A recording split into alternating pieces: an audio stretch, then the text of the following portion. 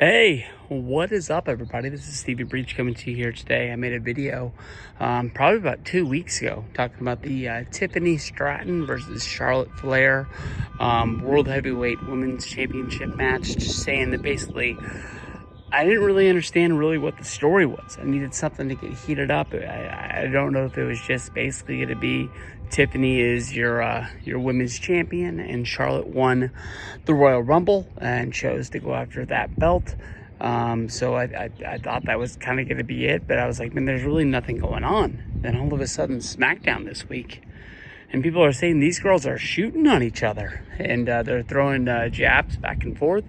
Honestly, I think that they're at the point right now where they're just trying to get some excitement for this match. I think that Charlotte is one of the best women's wrestlers that I've ever seen. I've always been a Charlotte fan.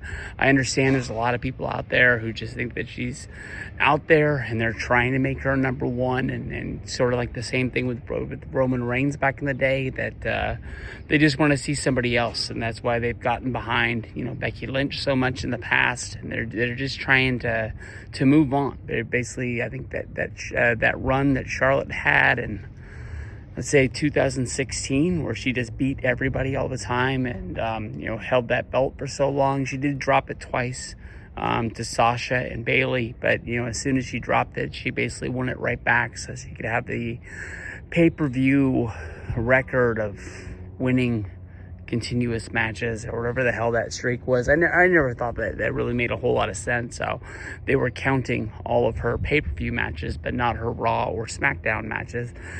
But I thought the same thing about Undertaker's streak, how it never really made sense how, Taker wasn't able to lose at Mania, but he could lose at Night of Champions or Backlash, and nobody seemed to care because it wasn't WrestleMania. The second that the whole thing ended, and that basically Charlotte was basically saying that Kaiser was in her DMs, I basically just kind of threw this match out the window. To me, honestly, after something like that gets thrown out, and then especially Kaiser says something that denying the fact of that's not going on.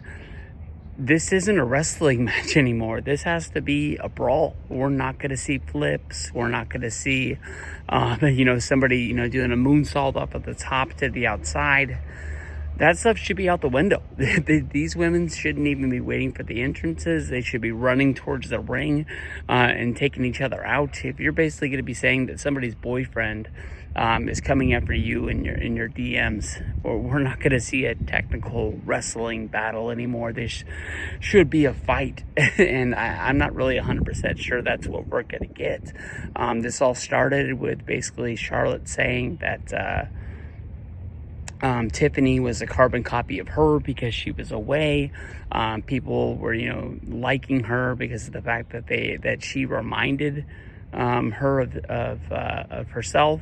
And that basically she can do flips, she can do moonsaults, and people were just like, oh, this is like Charlotte-like, and that's really all she is.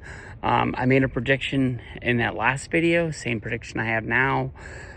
Charlotte's been great. She's done a lot. She's done it all, and I don't think she's at the point of her career that she's going to be turning it around. She's only been on the main roster in WWE for 10 years. I'm sure that she's got a lot left more in the tank, as long as she can stay healthy, no more injuries. But I think this year, this is her putting Tiffany over. Tiffany's going to be getting the wins, but my mind on this match changed.